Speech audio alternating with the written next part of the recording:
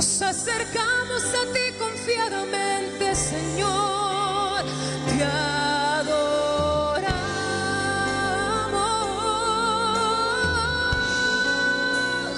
te adoramos,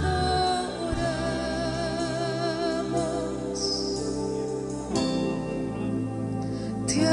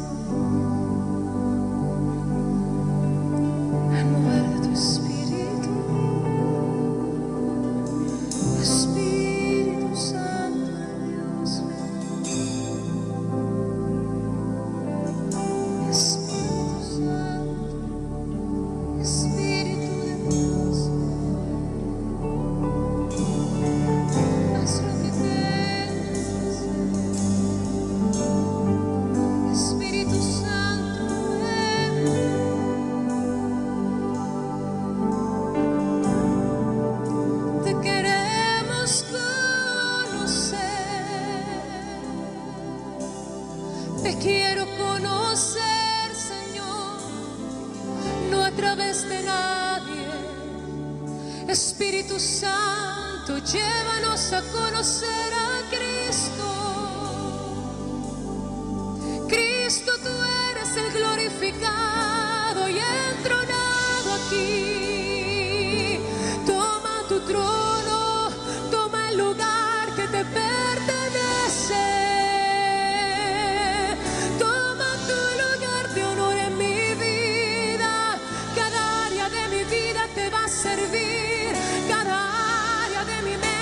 Se postra delante de ti. Obra mis pensamientos que obedezcan a su Señor. A mi cuerpo y cada órgano de mi cuerpo te tiene que adorar. Las relaciones en mi vida te van a exaltar a ti, Señor. Todo lo que has puesto en mis manos te ofrendo, Señor, en pureza y santidad. Tú, Señor, es el honrado aquí. Toma el lugar que te pertenece, Espíritu Santo. Ven y haz lo que tengas que hacer. Santo, santo, santo, santo. Santo eres tú, Señor. Santo eres tú, Señor. Digno de la más suprema alabanza. Digno del reconocimiento de tus hijos.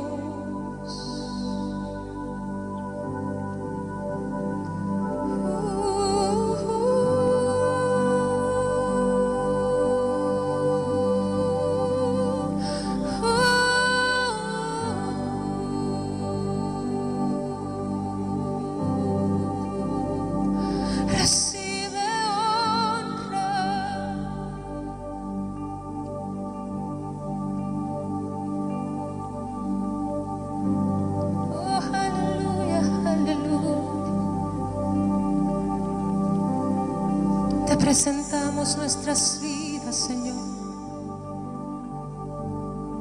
Te presentamos nuestra casa, Señor. ¿Qué podría estar oculto delante de ti?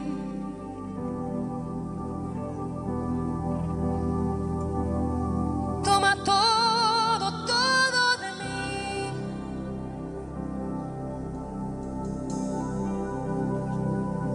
¿Qué puedo ocultarte, Señor, si tú todo lo ves?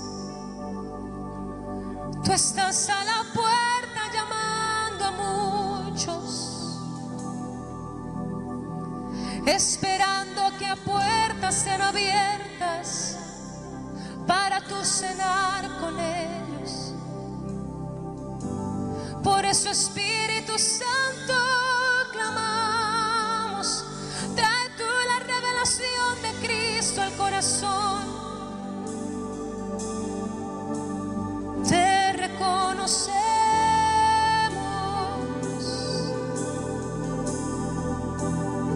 te reconocemos. Este es tu templo, este es tu tiempo, este es tu lugar. Tú no nos sirves a nosotros, nosotros te servimos a ti, Señor. Nos humillamos, nos humillamos, nos humillamos, clamamos por tu sanidad. Sánanos, sánanos, Señor, sánanos, sánanos, haznos libres.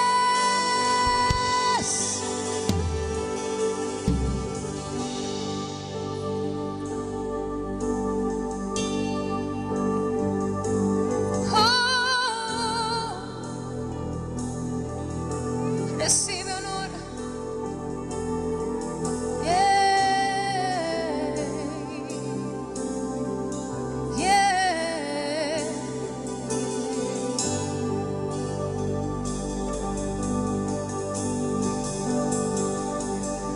A ti atribuimos poder y majestad. Santo es el Señor. A ti atribuimos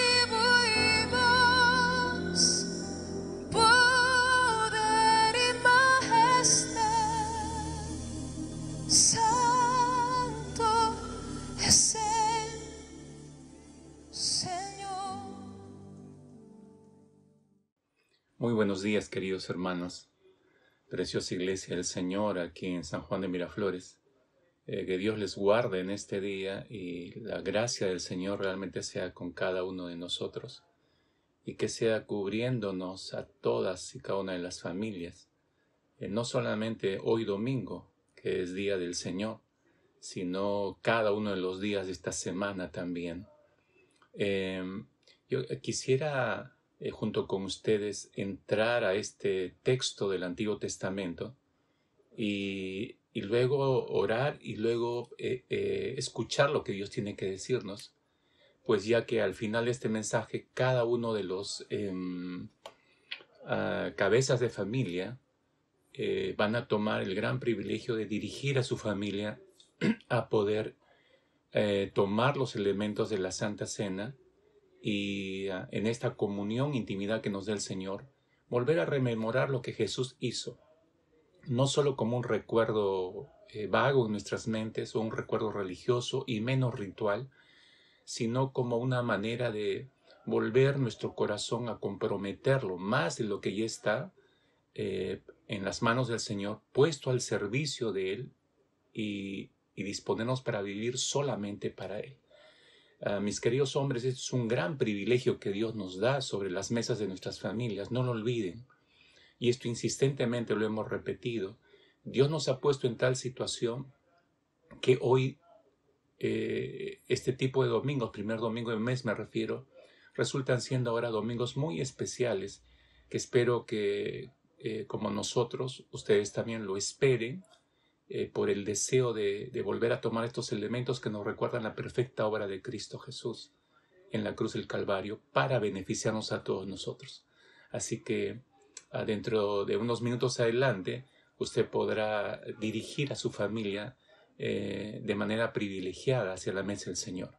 Ahora, por favor, tome su Biblia y sitúese en el profeta Isaías capítulo 60.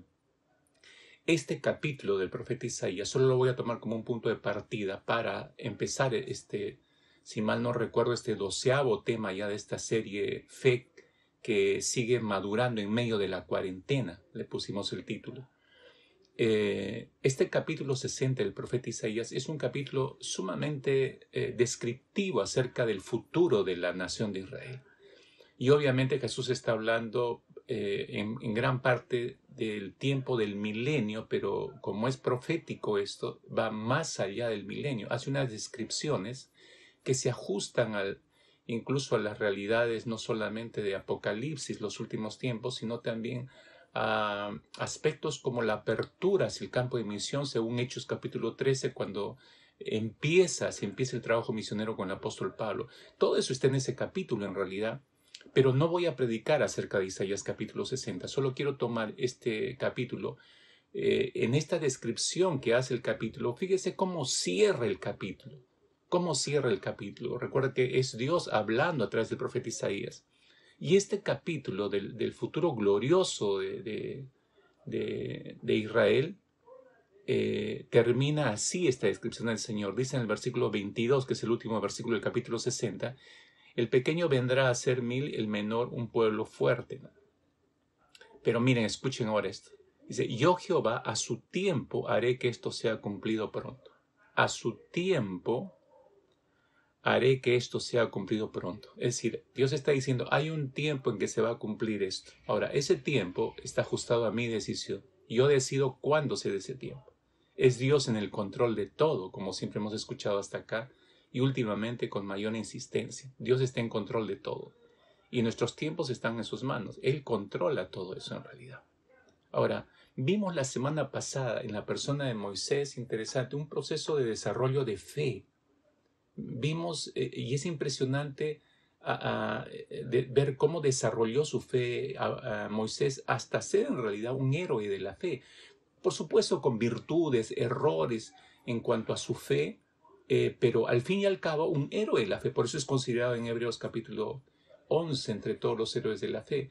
Moisés se permitió madurar en su fe. No fue alguien que simplemente creyó en Dios y lo dejó allí. No, se permitió madurar en la fe y le permitió a Dios trabajar en su vida.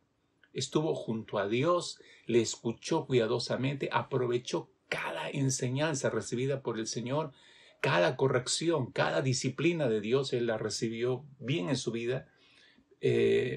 Y por eso es que maduró y creció en su fe. Ahora, escúchenme con cuidado lo que le voy a decir, pero se podría, pregunto, ¿se podría estar como Moisés así tan cerca de Dios, oyéndole a Dios y al mismo tiempo estar tan lejos de Dios? ¿Es posible eso?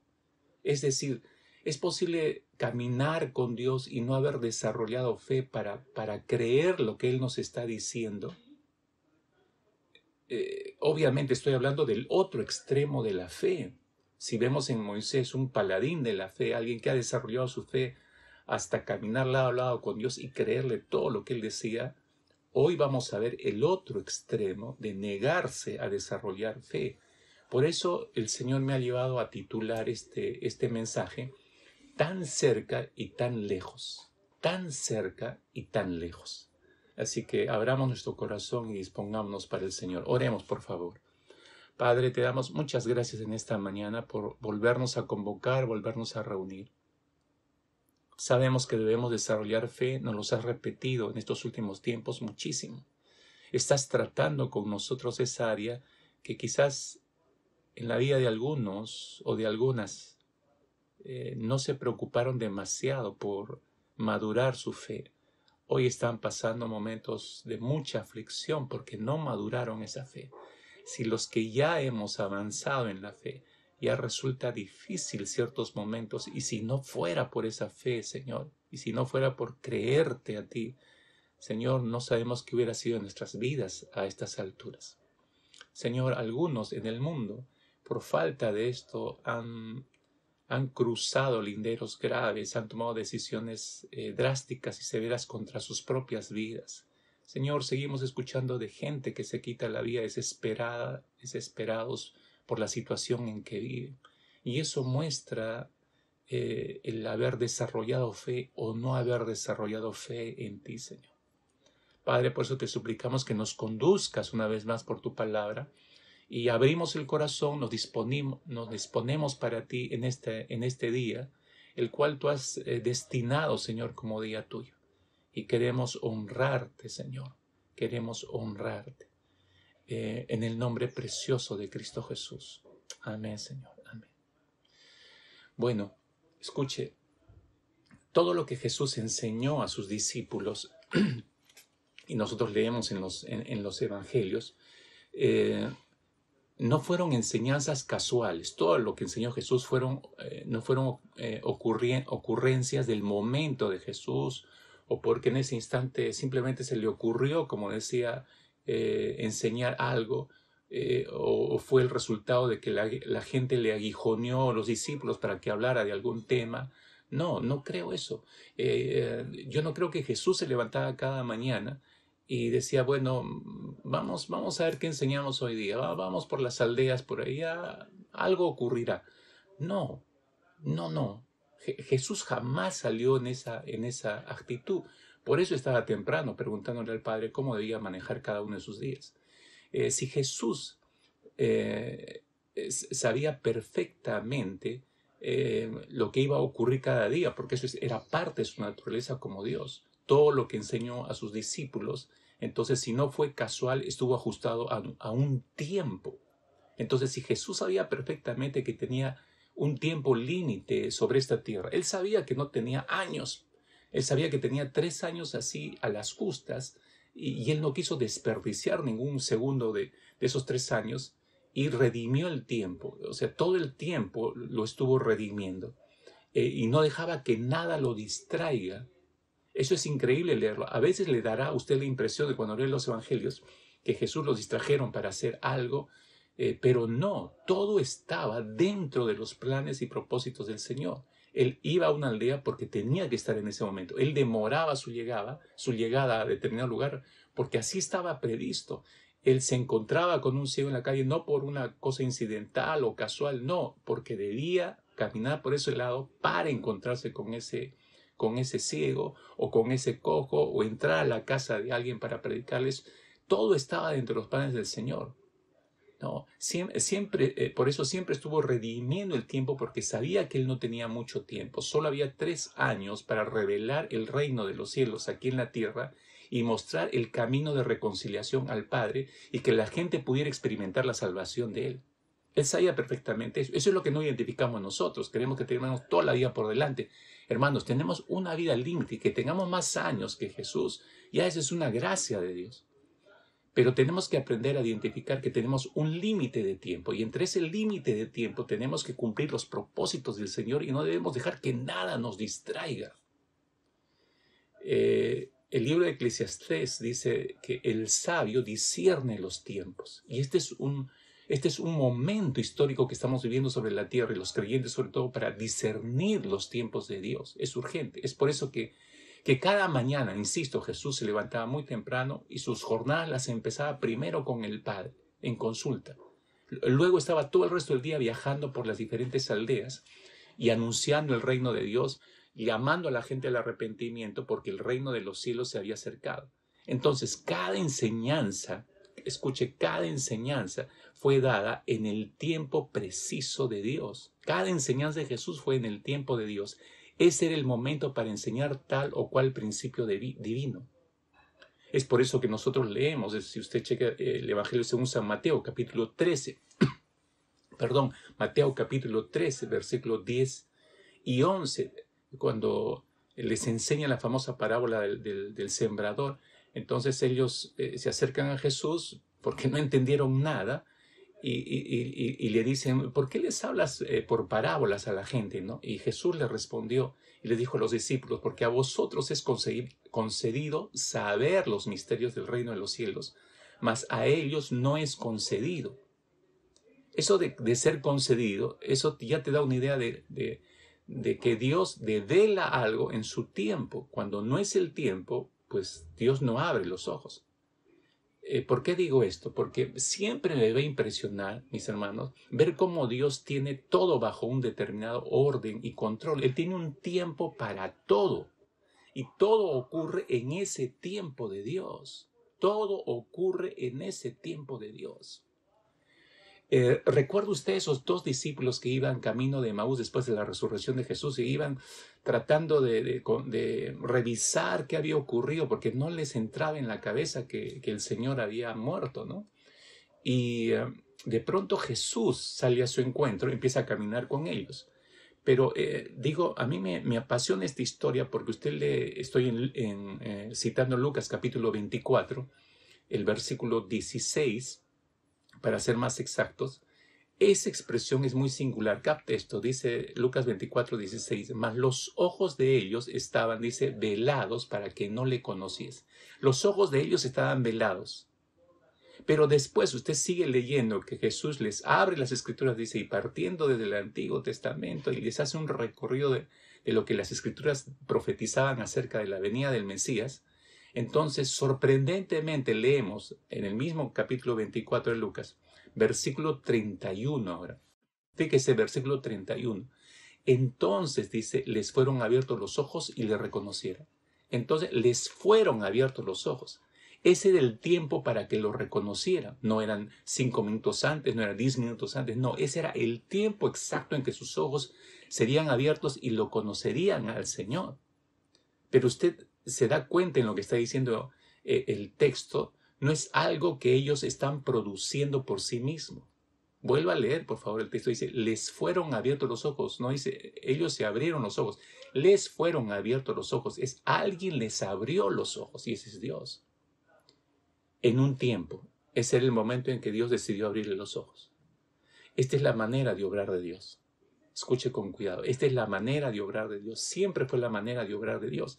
Por eso Eclesiastés capítulo 3, versículo 1, dice este tremendo principio, ¿no? Todo tiene su tiempo y todo lo que se quiere debajo del cielo tiene su obra. Todo tiene su tiempo. Eso significa que cuando Dios dijo, sea la luz, estoy remitiéndome hasta las primeras páginas del Génesis, Génesis capítulo 1, versículo 3, la primera orden que da el Señor, sea la luz, y la luz vino a existencia en el preciso momento de Dios, en el tiempo de Dios. No fue un minuto antes, no fue 2 segundos después, no, en el preciso momento de Dios. Cuando Dios le dijo a Noé, y ya estoy en el mismo relato bíblico de Génesis, capítulo 6, esta vez versículo 17, cuando le dice a Noé, y yo traigo un diluvio de agua sobre la tierra. El diluvio llegó, mis hermanos, en el preciso tiempo de Dios, ni un minuto antes ni un minuto después. Cuando Dios le dijo a Abraham, vete de tu tierra y parentela a la tierra que yo te mostraré, Génesis capítulo 12, en el versículo 1, y Abraham sale. Y Abraham sale no un minuto antes, no un minuto después. En el tiempo de Dios, Dios le dice esto y Abraham sale. Cuando Dios le dijo a Moisés, he visto la aflicción de mi pueblo, recuerdan Éxodo capítulo 3, versículos 7 y 8, he visto la aflicción de mi pueblo, he oído su clamor, he descendido para liberarlos.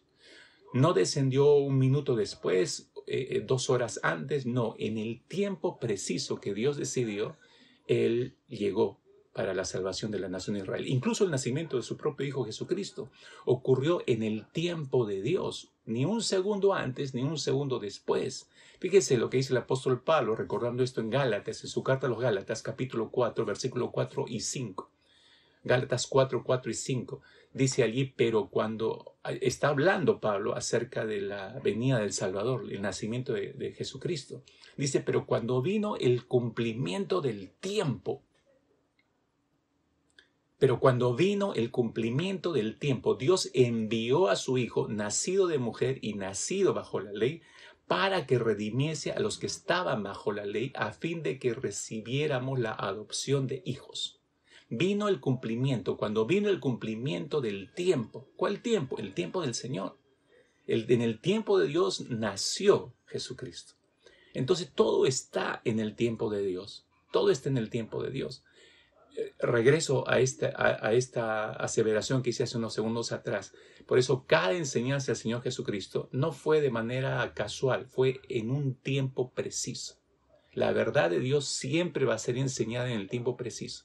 Entonces lo que tenemos es que cada enseñanza, cada una de las enseñanzas de nuestro Señor Jesucristo, que dio aquí en la tierra todo el tiempo que estuvo acá, y la gente le escuchó, fue en el momento que Jesús decidió que debería darse.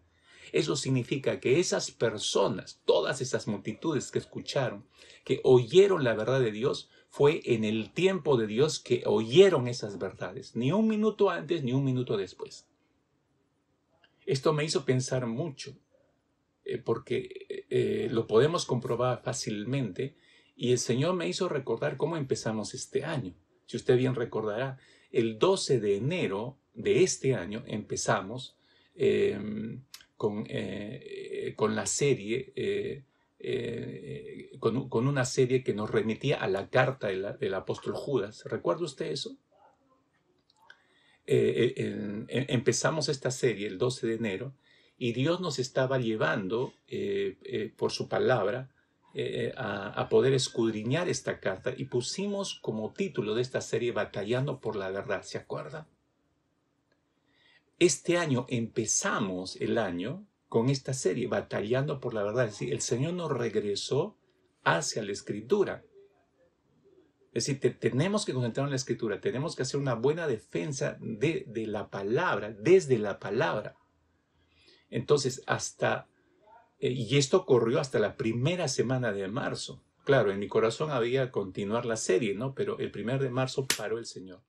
Y paró todo en realidad, y cambió todo. Ahora, yo revisando esa serie, me percato de lo siguiente, hermanos. Y otra vez regreso a este punto, Dios habla en el momento preciso. El sexto tema de esa serie. Entonces estamos hablando de mitad de febrero aproximadamente. El sexto tema de esta serie, Batallando por la Fe, lo titulamos El juicio de Dios no está dormido. No sé si los que llevan sus apuntes pueden chequear eso. El juicio de Dios no está dormido. A través de ese tema, de ese sexto tema, Dios ya nos estaba preanunciando su indignación. Ya Dios nos estaba mostrando que estaba indignado con todo lo que estaba pasando y que había un juicio inevitable, había una disciplina inevitable. Pero muchos no la captaron así. Era solamente un mensaje de un domingo más, y de repente usted estuvo en el templo ese domingo que predicamos y ni siquiera tomó una línea de nota, ni siquiera le dio, como decimos en argot criollo, ni bola le dio ese mensaje. Pero Dios estaba ya preanunciando su indignación. El séptimo tema, al siguiente domingo nada más, antes de cerrar febrero, el tema fue seducidos por su gloria, seducidos por su gloria, empezando el mes de marzo ya, ¿no? La primera semana de marzo, para ser más precisos. Estábamos en el séptimo tema de esta serie y el Señor nos hizo un fuerte llamado allí. Nos hizo un fuerte llamado. Primero preanuncia su indignación y luego nos da la solución anticipada, porque nos estaba diciendo, aquí está la solución. Si ustedes se dejan seducir por mi presencia y por mi verdad, entonces la cosa va a ir segura. La cosa va a ir segura. Y tengan mucho cuidado porque Él enfatizó, escúcheme por favor, Él enfatizó mucho en esto a través de ese mensaje, y hoy entiendo mucho mejor cuando escucho el testimonio de varios hermanos, hermanas que me dicen, la primera semana, es decir, en la quincena de marzo, esos últimos 15 días fueron terribles, gente que entró en pánico, en terror, en miedo, hermanos nuestros, hermanas nuestras, que alguien tuvo que usar el Señor para volverles a centrar, volverles a predicar el Evangelio. Y sí, no debo asumir esta actitud, no debo tener tanto miedo frente a esta situación. Volvieron a ser centrados, pero Dios ya se había anticipado. Dios ya nos había estado preparando para esto. Y cerrando lo interesante que yo revisé ese último mensaje, y hubo un fuerte énfasis en el señorío de Cristo. En el señorío de Cristo. Y cuando vi esto, el desarrollo de ese tema, con un fuerte énfasis en el señorío y como llamándonos la atención a que no perdiéramos concentración en lo que Dios es como Señor de nuestras vidas. Y me pongo a pensar ahora, ¿acaso no es el problema humano hoy, y por esa razón hemos llegado a esta pandemia mundial por no reconocer los derechos de Dios como Señor del universo, de este mundo y de nuestras vidas? El mundo no ha querido reconocer, y hasta hoy no quiere reconocer a Cristo como el Señor de este mundo y el Señor de sus vidas. Usted no ha escuchado como yo que el mundo se haya inclinado, haya doblado rodillas y haya pedido perdón al Señor por este error, y el Señor, nos dedicamos a ti a partir de ahora. No, la gente está como loca en regresar a sus asuntos, el mundo está ya regresando a sus asuntos. Pocos se están dando cuenta de esto. Entonces el señorío de Cristo otra vez está quedando relegado. Si la gente empezó a clamar, fue un momento de necesidad nada más. Y curiosamente, yo terminaba ese mensaje, o el Señor me llevó a terminar ese mensaje con una cita, no personal, con una cita del pastor John MacArthur. Y esta era la cita y la leo textualmente. Decía, Él es el Señor. John MacArthur dice esto. Él es el Señor y quienes le rechazan como Señor no pueden disfrutarlo como Salvador. Todo el que recibe, decía MacArthur, todo el que recibe como Señor debe someterse a Él como autoridad, porque decir que recibimos a Cristo mientras rechazamos su derecho a reinar sobre nosotros es completamente absurdo decir. Ahora, recordando todo eso, ¿usted cree que fueron todas estas verdades de Dios que Dios nos empezó a dar desde enero hasta que se declarara el estado de emergencia y la cuarentena? ¿Usted cree que todas estas verdades de Dios las trajo a nuestra iglesia por casualidad? ¿Las trajo a nuestras vidas por casualidad? No, mis queridos hermanos, no. Esas verdades vinieron a nosotros porque era el tiempo de Dios, era el tiempo preciso que nuestros corazones recibieran esa palabra de Dios y nuestras mentes fueran persuadidas por esa verdad. El problema es que unos oyeron y otros no. El problema es que algunos oyeron y no entendieron y otros oyeron y entendieron. ¿Por qué no todos entendimos, hermanos? ¿Por qué no todos entendimos en ese momento?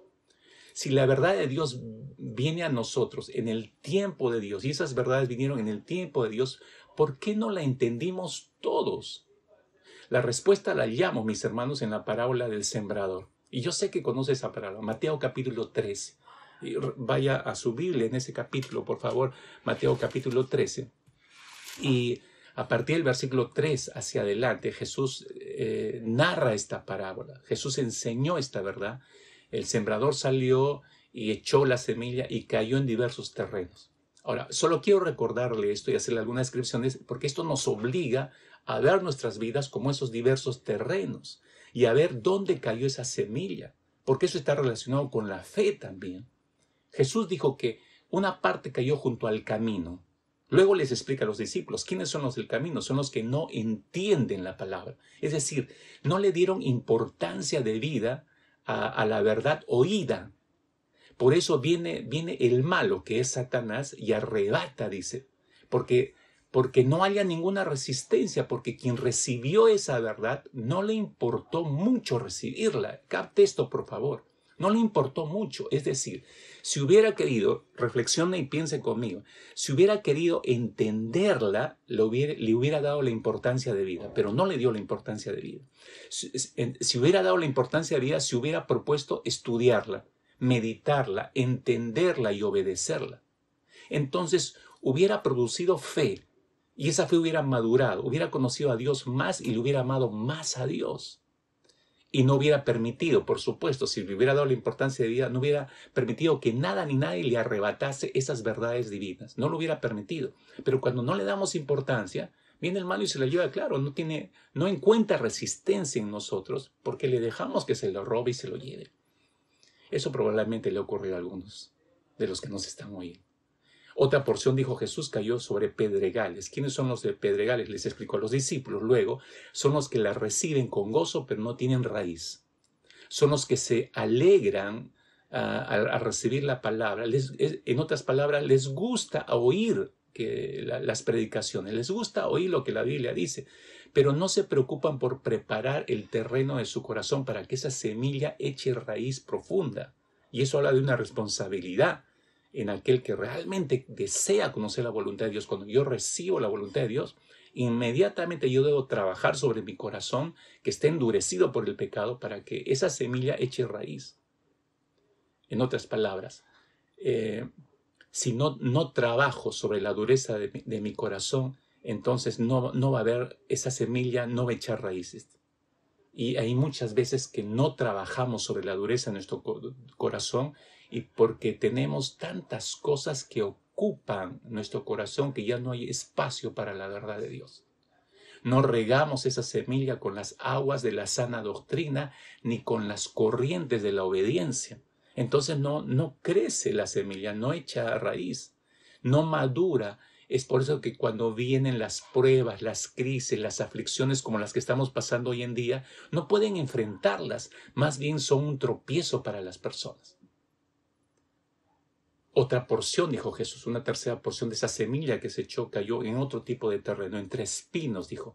¿Quiénes son ellos? Son los que oyen la palabra de Dios, pero el afán y el engaño por las riquezas de este mundo ahogan esa semilla. Es decir, en otras palabras, déjeme explicarle rápidamente esto. Su afán por las cosas de este mundo han opacado la verdad de Dios. Su afán por las cosas de este mundo están más desarrolladas que la verdad implantada en su corazón. O sea, no desarrolla la verdad implantada, pero sí desarrolla su ambición por las cosas de este mundo. ¿Cuántos están afanados en eso? Su deseo por buscar seguridad en las riquezas de este mundo termina ahogando siempre la verdad de Dios. Entonces no le permite dar fruto por eso. Pero Jesús dijo en la misma parábola, pero hay una cuarta porción de semilla que cayó en buena tierra. ¿Quiénes son los de buena tierra? Este es el que oye, escuche, oye, entiende la palabra y da fruto. Oye, entiende y da fruto. No solamente oye, entiende y da fruto. Es decir, le describo, porque ese es un proceso pequeño también, pero importante. Su afán por el mundo ya dejó de ser el buen terreno. Le da importancia a esta semilla, le da la importancia de vida. Entonces eso significa que le dedica tiempo, no solo para oírla, es decir, para leerla, sino también para entenderla, es decir, para estudiarla. Se propone entenderla, no solo la recibe, se propone entenderla. Esa es una decisión personal. Y descubre en ese proceso de entender la palabra, descubre que es una poderosa fuente de vida. Y por eso se propone, una segunda decisión, se propone obedecerla. Y una tercera decisión se propone que dé fruto, no solamente entenderla porque eso es conocimiento nada más, sino debe dar fruto. La pongo en práctica para que dé fruto. Esa es la buena tierra, describió el Señor Jesucristo.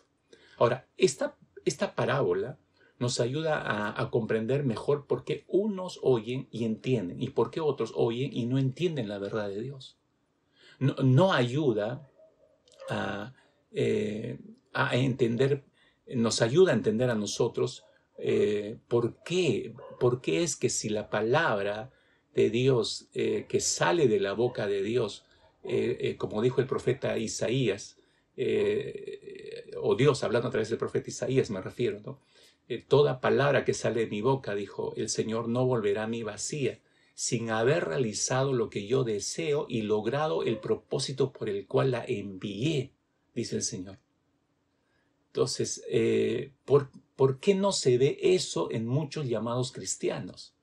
Es decir, ¿por qué si Dios envía su palabra con un propósito específico, por qué no haya cabido en nuestro corazón? La parábola del sembrador nos ayuda a entender eso, porque la palabra cae, pero los terrenos son diversos. Entonces, hágase rápidamente un cuestionamiento. ¿Qué tipo de terreno ha sido su corazón para recepcionar la palabra?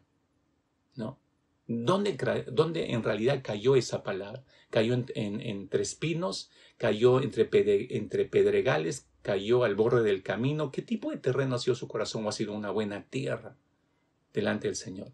Entonces, por eso nos hace preguntar, ¿por qué no se ve esto en muchos llamados cristianos? Es decir, que sean buena tierra y que produzcan fruto. Entonces, usted se pone a pensar un poco conmigo, ¿por qué no todos reaccionan como reaccionó Zaqueo, por ejemplo? ¿Recuerdan el pequeño publicano? Un ladrón de casi toda una vida, ¿no? Que recibió a Cristo en su casa.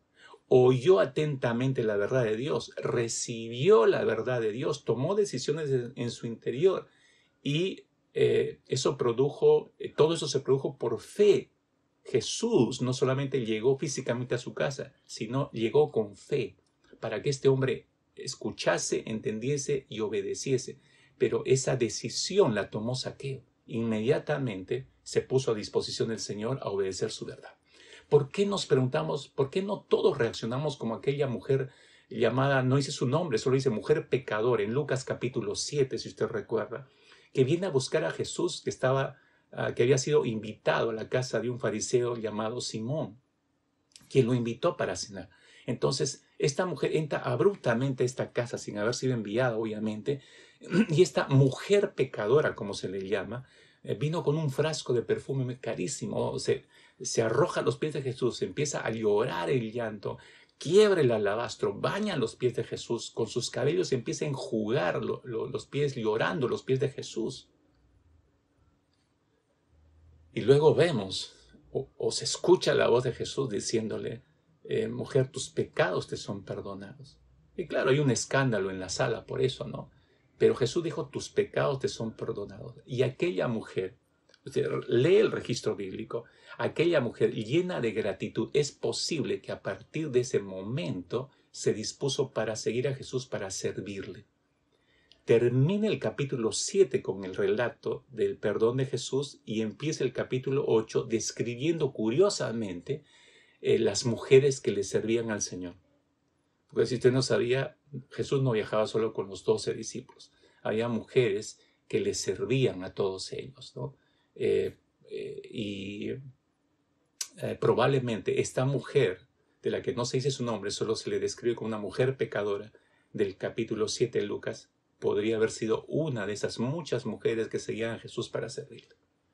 Podría ser, mis hermanos. Entonces nos decían, ¿por qué no todos reaccionan así? ¿Se puede estar tan cerca del Señor y su verdad y no entender nada y seguir nuestras vidas así como así y desperdiciar ese momento tan vital para nosotros? Haber escuchado la verdad y no haberle hecho caso. ¿Tan cerca y tan lejos de la verdad de Dios? Definitivamente, mis hermanos, que se puede estar tan cerca de Cristo y al mismo tiempo tan lejos de Él. Y esto lo digo honestamente con tristeza en mi corazón. Con tristeza, ahora que estamos viendo cara a cara la muerte, ahora que estamos viendo partir a muchas personas, ¿no? Y escuchar que ha habido hombres que vivieron nuestro encuentro para hombres, que escucharon la verdad de Dios, pero nunca se conectaron con la iglesia y nunca se propusieron madurar en fe, enfrentaron esta enfermedad en esas condiciones y así han pasado a la presencia del Señor. Me da mucha tristeza. Me da mucha tristeza, hermanos. Definitivamente se puede estar tan cerca de Cristo y al mismo tiempo tan lejos de Él. ¿Recuerda usted la historia del joven rico en Marcos capítulo 10? ¿Recuerda esta historia? Que se acercó rápidamente a Jesús, le dijo que quería ser parte del reino de los cielos y quería heredar la vida eterna. ¿Qué tenía que hacer? Jesús le hace un repaso rápido y le dice, bueno, ¿conoces los mandamientos? Sí, Señor, todos los he obedecido. Ya te falta una cosa, vende todo lo que tienes, dalo a los pobres y me sigues. Y lo que leemos a continuación, creo que muestra el corazón del ser humano. Dice, él se fue afligido y se fue triste porque era dueño de muchos bienes, dice la Escritura. Se fue estando tan cerca de la verdad y tan lejos de Dios. Conocía los mandamientos, pero no dispuso su corazón para conocer la verdad en persona y rendirse a esa verdad y obedecerla. Se fue, hermanos, escuche, tan cerca del Señor, tan cerca de la verdad y tan lejos de Dios al mismo tiempo. Ahora, no fue el único, hubieron muchos. Recuerda usted a Poncio Pilatos, el quinto prefecto de la provincia romana de Judea entre los años 26 y 36 y fue el responsable ejecutivo, digamos, del suplicio y la crucifixión de Jesús. Estando Jesús ante este gobernador, Juan capítulo 18, si usted quiere revisar ahí en los evangelios, Pilatos le pregunta a Jesús, ¿eres tú el rey de los judíos? Estoy en Juan capítulo 18, versículo 34. Lea usted la respuesta de Jesús. Jesús le responde a Pilato y le dice, ¿dices tú esto por ti mismo o te lo han dicho otros por mí? ¿Estás hablando por ti o por lo que has escuchado, en otras palabras? Entonces, le responde el Señor y le aclara un poco más esto y le dice, mi reino no es de este mundo. Si mi reino fuera de este mundo, mis servidores pelearían para que yo no fuera entregado a los judíos, pero mi reino no es de este mundo, le insiste. Pilatos, un poco confundido con lo que está escuchando, le dice, bueno, ya, ok, está bien, entiendo, luego, pero dime, ¿eres tú el rey o no eres el rey de los judíos?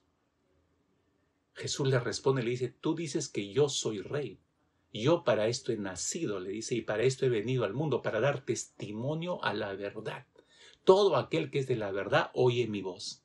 Entonces, Pilato, impresionado con lo que le dice Jesús, le responde y le hace una pregunta a Jesús y le dice, ¿qué es la verdad? ¿Qué es la verdad? Y usted está en el relato bíblico y cuando hace esta pregunta Pilato, usted cheque Juan capítulo 18, versículo 38, Pilato no espera la respuesta de Jesús. No espera la respuesta. Si él hubiera estado interesado en saber la verdad, hubiera escuchado a Jesús. Pero no estaba interesado en la verdad. Pilatos no esperó que Jesús le explicara quién era la verdad. Salió, después de hacer esa pregunta, se dio media vuelta, salió a negociar con los sacerdotes si deseaban que soltara a Jesús o a Barrabás. Escuche, Pilato se fue tan cerca de la verdad y tan lejos de Dios, como muchos podrían ser. Ahora, los discípulos no fueron ajenos a esto. Todo esto nos lleva a ver la fe de los discípulos en Jesús. Pues, ¿quiénes son los que estuvieron más cerca de él, sino los discípulos? Aparte de lo que leemos en los evangelios, es decir, lo que le escucharon enseñar a Jesús, todo lo que las multitudes le oyeron enseñar, todo lo que los discípulos conversaron con el Señor a solas cuando iban en los largos caminos, estaban hablando con Jesús. No todas esas conversaciones están registradas en los evangelios, no todas, mis hermanos, sino todo lo que Jesús enseñó a sus discípulos está registrado en la palabra. ¿Se ha dado cuenta cómo termina el evangelio de Juan? Justamente termina diciendo esto. Juan, el apóstol en su evangelio, el último capítulo de su evangelio, capítulo 21, el último versículo 25, termina diciendo esto. Hay muchas cosas, dice Juan, que Jesús hizo, y se entiende, o dijo, las cuales si se escribieran una por una, pienso que ni aún en el mundo cabrían los libros que se habrían de escribir, dijo Juan. Eso significa que Jesús conversó y enseñó a los discípulos cientos de cosas que no están registradas en los evangelios, y todas estas cosas fueron solo en una sola dirección. ¿Y cuál fue esa dirección? ¿Qué quiso conseguir el Señor? Incrementar la fe de ellos, que su fe desarrollara y que su fe de los discípulos desarrollara para enfrentar lo que se iba a venir después que Jesús regresara a su gloria. Esa fue la intención del Señor. Ahora, sin embargo, uno de los discípulos, Judas Iscariote, es el mejor ejemplo que aún estando expuesto a la verdad, aún cohabitando con Jesús mismo, estando tan cerca, pero tan cerca de la verdad encarnada, mantuviera duro su corazón y eso lo llevó a rechazar la verdad de Dios. Escúcheme con cuidado, por favor. Si con todas las señales, con todos los milagros, enseñanzas que Judas vio y oyó a Jesús, si en algún momento este hombre tuvo fe, él no se permitió desarrollar esa fe. Él no maduró en esa fe. Fue como aquel campo que Jesús dijo en la parábola del sembrador, que la semilla del reino cayó en su corazón endurecido y nunca germinó, nunca echó raíz. Y esta es una condición, y lo digo con cuidado, amados míos, esta es una condición que nos advierte a todos del mismo peligro. Nos advierte del mismo peligro. Podría ocurrirnos a nosotros. Por favor, vaya al Evangelio de Lucas capítulo 6, versículo 12 hacia adelante. Lucas 6, versículo 12 hacia adelante. Es el momento en que Jesús llama a sus discípulos. Quiero llevarlo a este momento. En aquellos días, dice, él fue al monte a orar y pasó la noche orando a Dios. Versículo 13. Y cuando era de día llamó a sus discípulos y escogió a 12 de ellos, a los cuales también llamó apóstoles. Versículo 14. A Simón, a quien también llamó Pedro, a Andrés, su hermano, a Jacobo y a Juan, a Felipe, Bartolomé. Versículo 15. Mateo, Tomás, Jacobo, hijo de Alfeo, Simón, llamado Celote. Verso 16. Judas, hermano de Jacobo, y Judas Iscariote, que llegó a ser el traidor. Todos los hombres que fueron seleccionados por Jesús para servirle como embajadores de su reino compartían un rasgo en común, mis hermanos. ¿Cuál es ese rasgo en común? No tenían nada que ofrecer para servir a Cristo. No tenían nada. Sin embargo, por encima de todos sus defectos típicos de cada uno de ellos y de sus propias debilidades como seres humanos, como hombres, la mayoría de ellos llegaron a desarrollar una cualidad común: su profundo y verdadero amor por Jesús. Y eso les llevó incluso a dar su propia vida en el futuro por Cristo y por la causa de Cristo. Pero efectivamente No todos los hombres fueron capaces de aprovechar semejante oportunidad que Jesús les dio. Y, y pensamos en Judas Iscariote precisamente. Pero la vida de Judas Iscariote es una advertencia, mis hermanos, es una advertencia contundente para nosotros sobre los peligros de estar tan cerca, pero tan lejos de Jesús. Tan cerca y no decidir desarrollar nuestra fe, no decidir creerle a Él, porque cuando empezamos a creer lo que Él dice, empezamos a desarrollar fe, tan cerca de la verdad, pero tan lejos de la verdad. Judas es un gran ejemplo de esto. Escuche, para cuando Jesús los llamó a los 12 al apostolado, Judas, al igual que el resto, dejó las ocupaciones que tenía en esos instantes para seguir a Jesús a tiempo completo, como todos los demás. Judas esperaba de manera particular que esa era una gran decisión que le iba a rendir frutos tangibles, sustanciosos. Esperaba que Jesús fuera el líder político que Israel requería. Entonces, él estaba pensando en un rey terrenal, obviamente. Entonces, este alcanzaría la autoridad máxima y nosotros con él, y obviamente vamos a estar en mejor posición económica. Su mente, al parecer, siempre estaba en la parte económica. Y me hizo pensar mucho la mente de la gente hoy en día, ¿en qué está puesta? En la economía.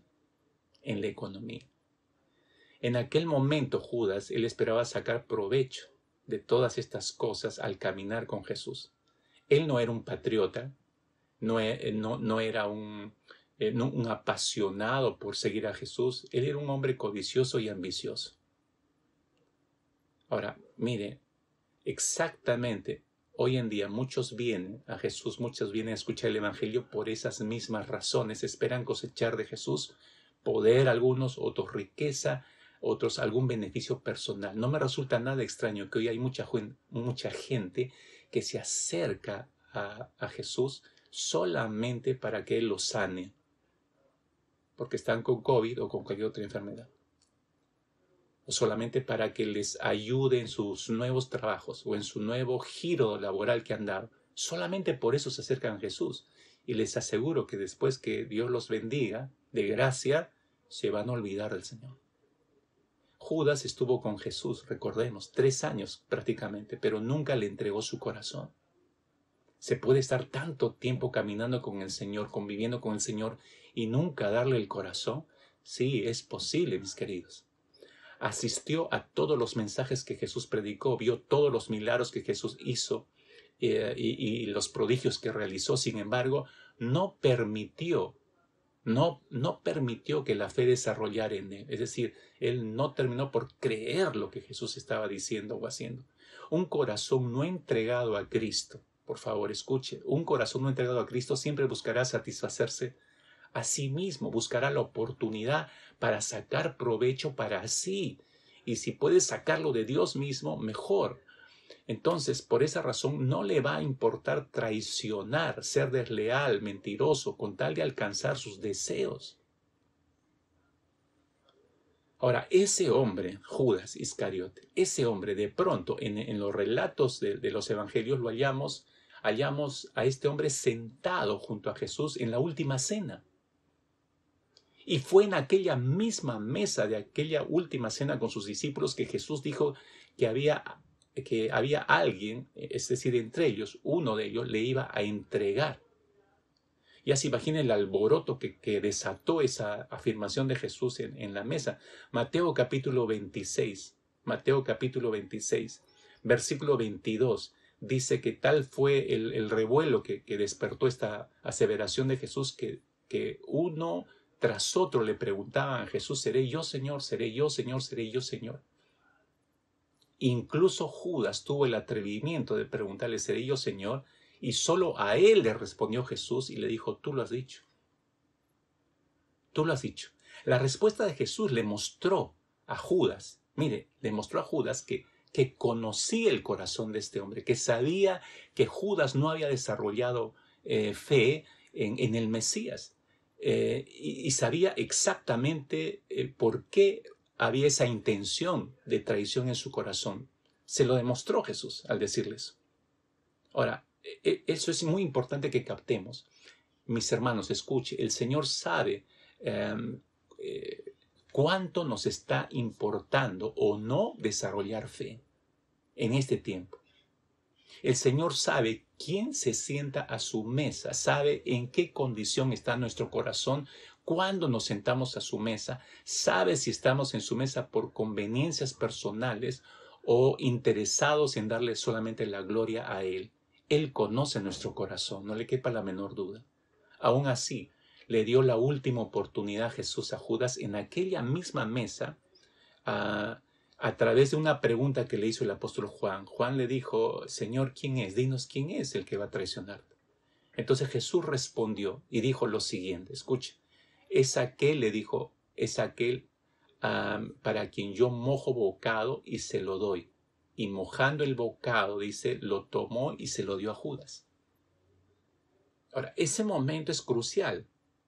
Dije hace un instante que este fue un llamado amoroso al arrepentimiento a Judas. Y le explico por qué estoy diciendo esto. Para explicarle tengo que remitirme a una tradición judía en esos tiempos, en los tiempos de Jesús, en plenas fiestas de Pascua que estaban celebrando. El anfitrión de la casa colocaba sobre la mesa principal un plato con hierbas amargas. Vinagre, sal, dátiles, higos, pasas, todo en ese mismo recipiente. Entonces todo lo amasaba con un poco de agua. Y el resultado era una salsa, como una salsa. Entonces el anfitrión tomaba un trozo de pan y mojaba en esa salsa y lo daba al invitado de honor. Eso es lo que estaba haciendo Jesús. Pero Jesús lo hizo con Judas, como si fuera el invitado de honor. Recordemos que antes de eso, Jesús les había lavado los pies a todos los discípulos. Ahora, y aquí, en esta cena pascual, trataba a Judas, escuche bien, trataba a Judas como un amigo homenajeado. Trataba a Judas como el invitado de honor. Ahora, no sé usted, pero pienso en mí mismo, y si eso hubiera ocurrido, yo no hubiera tenido cara, mi corazón se hubiera quebrado y hubiera caído a los pies de Jesús. Señor, no me trates así, porque yo no soy el invitado de honor, porque mi corazón no es digno de recibir esto. Esa era la intención del Señor, pero el corazón de Judas estaba tan endurecido como pedernal, sin fe desarrollada. Entonces por eso se mantuvo orgullosamente sobre sí mismo y no se humilló y no aprovechó esa oportunidad de arrepentimiento.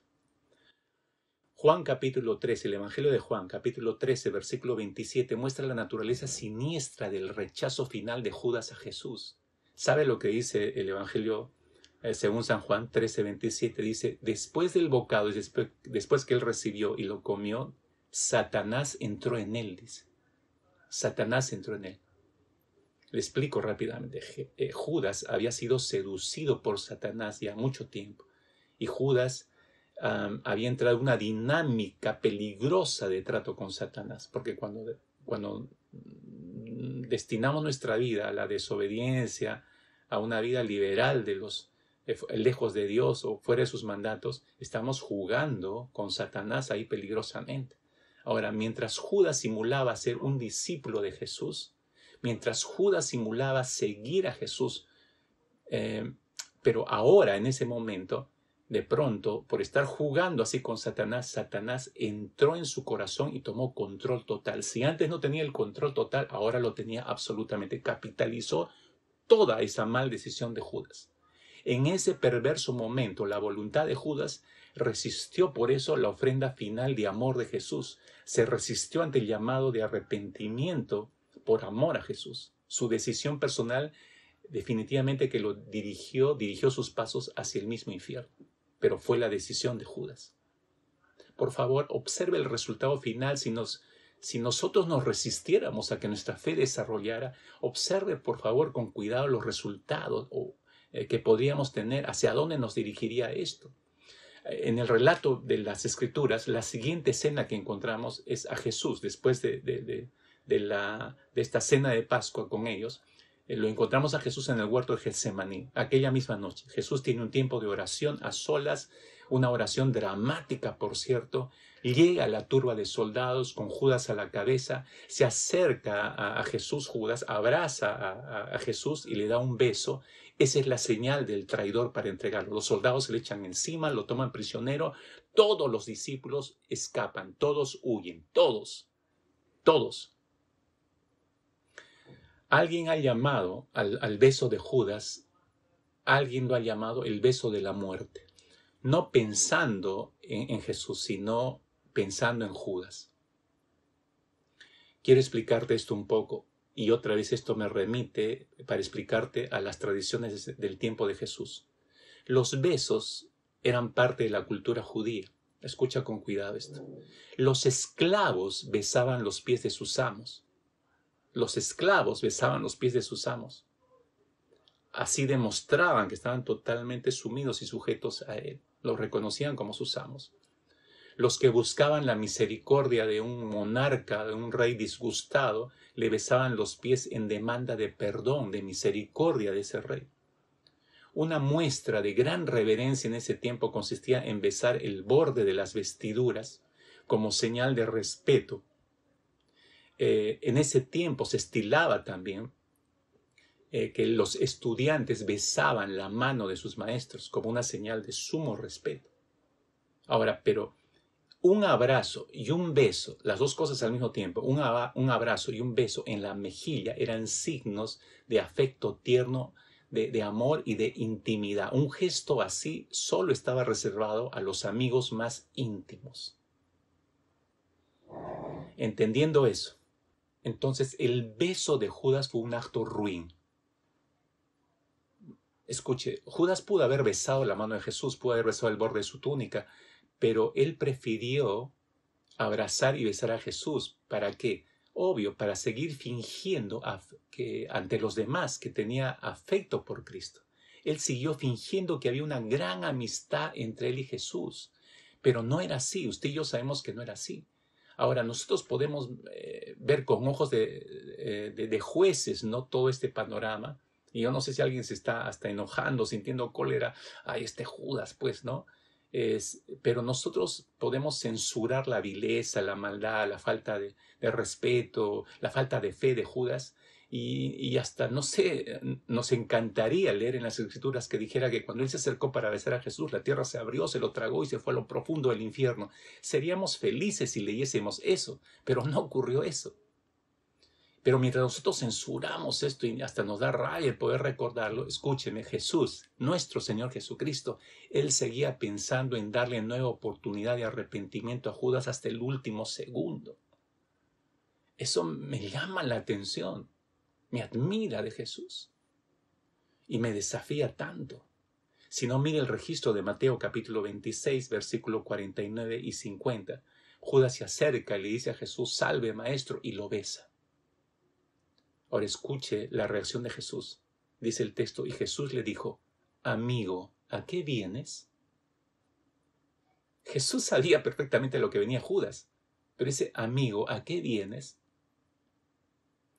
Ahora, esa frase debió haber quebrado el corazón de Judas. Pero un corazón sin fe, un corazón endurecido, no se va a quebrar. Y así fue el corazón de Judas, él siguió adelante. Escuche, piense conmigo, por favor, en esta mañana, antes que usted se acerque a la mesa del Señor a disfrutar este tiempo precioso con su familia. Yo me estaba preguntando, al recordar todos estos eventos, me preguntaba, ¿cuántas veces nos habremos sentado a la mesa de Cristo y Él nos haya alcanzado el pedazo de pan remojado y nos trató como invitados de honor no siéndolo? Pero nos trató como si fuéramos, para guiarnos al arrepentimiento y no le entendimos alguna vez. Me preguntaba, ¿cuántas veces nos habremos sentado a la mesa del Señor pensando y hasta fingiendo que hay una gran amistad con Él, una gran comunión con Él, cuando en realidad sabemos que no estábamos en una gran comunión con Él? Y Él nos recibió, pero nos recibió para que nuestro corazón se quebrantara en arrepentimiento y no lo entendimos.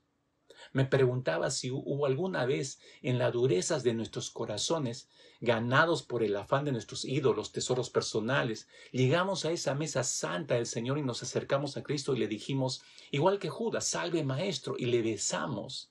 Y Él nos respondió dándonos una oportunidad para el arrepentimiento. Y nos preguntó y nos dijo, amigo, amigo, ¿a qué vienes? Amiga, ¿a qué vienes? Me preguntaba si hay muchos como Judas en la iglesia el día de hoy, que se muestran como amigos de Jesús, que se declaran discípulos de Cristo, que parecen discípulos de Cristo por su manera de hablar, por su manera de orar, por su manera de referirse a la comunión que tienen con Cristo, pero que no han desarrollado fe en Cristo y no se han entregado a Cristo y menos a su señorío, y por lo tanto son capaces de cualquier traición. Traicionan al Señor en los tiempos diarios que deben tener con Él, robándole ese tiempo para sus asuntos personales. Traicionan al Señor al decir que aman a Cristo, pero cada día violan su palabra de manera constante. Traicionan al Señor diciendo que lo honran y sin embargo, como Judas, roban a la bolsa que le pertenece al Señor o roban de la bolsa que le pertenece al Señor. Traicionan al Señor diciendo que viven para Él, pero pasan más tiempo en tratar de ser amigos del mundo antes que madurar en ser amigos de Dios. Traicionan al Señor acercándose a su altar para adorarle, cuando en su corazón tienen otros altares y otros dioses a los cuales adoran. Traicionan al Señor viniendo a su presencia para darle besos de adoración, cuando en realidad son besos de traición. Me preguntaba, mis hermanos, ¿cuántas veces nos hemos acercado hacia su mesa? Por eso creo que debe ser hoy con mucha reverencia. Y si usted está de acuerdo conmigo y espero que esté en la línea del sentir conmigo, usted se puede acercar y usted le puede decir al Señor, Señor, que mi beso a ti sea correcto en esta mañana, que mi beso de adoración sea el que tú estás esperando recibir en este día. Que mi beso de adoración muestre mi madurez en la fe, que realmente he crecido en la fe. Que mi beso de adoración te diga en otras palabras, Señor, la fe que he recibido de ti, Señor, es el más precioso tesoro que tengo y por lo tanto me importa mucho y por eso no voy a dejar que nada ni nadie me arrebate esto y porque me importa buscaré cada día seguir madurando y creciendo en fe. No, definitivamente dígale, no quiero ser como Judas. No quiero traicionar nada de lo que me has dado, Señor. Espero que esa sea su oración. Permítame orar junto con usted y luego ahí en silencio escuche la alabanza que sigue y luego entre a participar de la mesa del Señor. Oremos. Padre, gracias por este privilegio de escuchar tu palabra. Gracias por proponer en nuestro corazón no ser como Judas. Gracias por mostrarnos lo duro, lo fuerte y lo drástico que es, Señor, el traicionarte. Y no queremos eso en nuestras vidas. En estos tiempos, Señor, es tan fácil, Señor, es tan fácil traicionarte. Cualquier cosa puede, Señor, arrastrar nuestro corazón y sacarnos de la fe. Señor, si esto nos importa tanto, Padre amado, que al acercarnos a tu mesa en esta mañana, Padre, nuestra fe, al volver a mirar lo que hiciste en la cruz del Calvario, vuelva a ser vivificada, Señor, y vuelva a poder tomar en ese fuego tuyo, tomar, Señor, todas las herramientas que nos has dado para seguir madurando esta fe hasta que tú vengas, Señor. En el nombre precioso de Cristo Jesús, abrimos el corazón, abrimos el alma, nos exponemos a ti, Señor, y a tu palabra, dispuestos y prontos a obedecerte también. En el nombre poderoso y precioso de Cristo Jesús, Señor nuestro. Amén. Amén.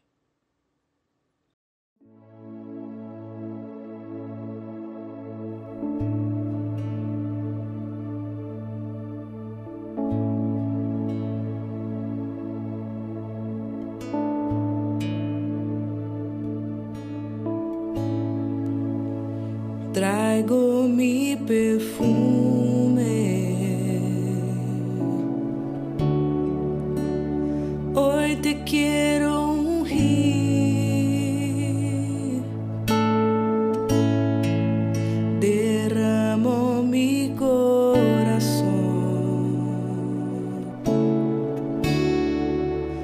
delante de ti,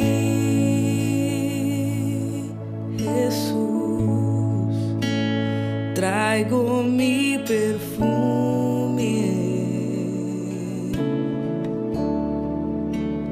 Hoy te quiero ungir,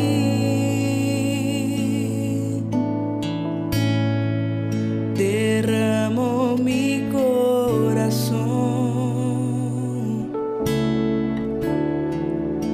delante de ti y beso tus pies delante de todos.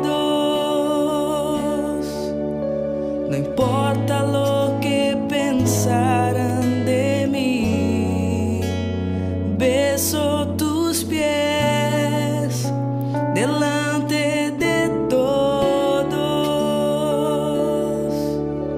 Solo quiero verte sonreír,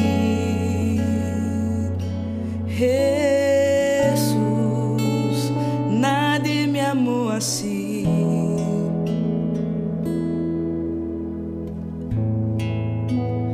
Traigo mi perfume, hoy te quiero ungir,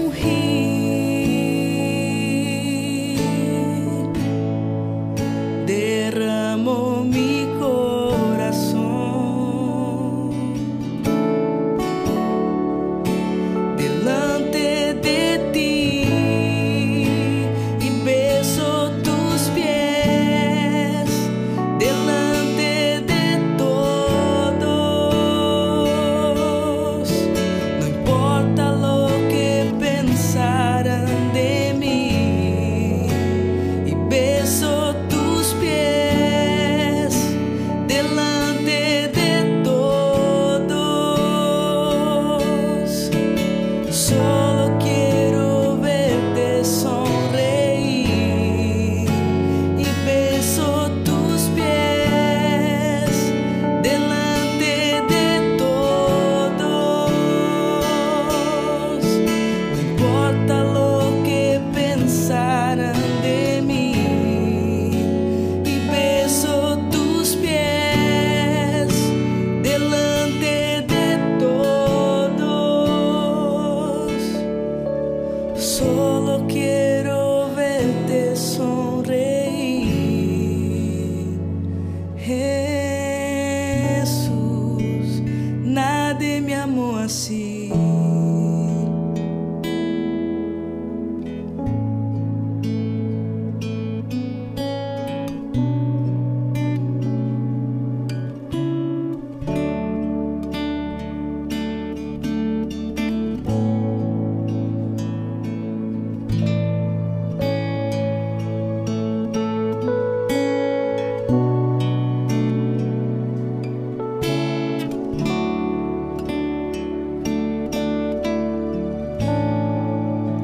Y beso tus pies delante de todos.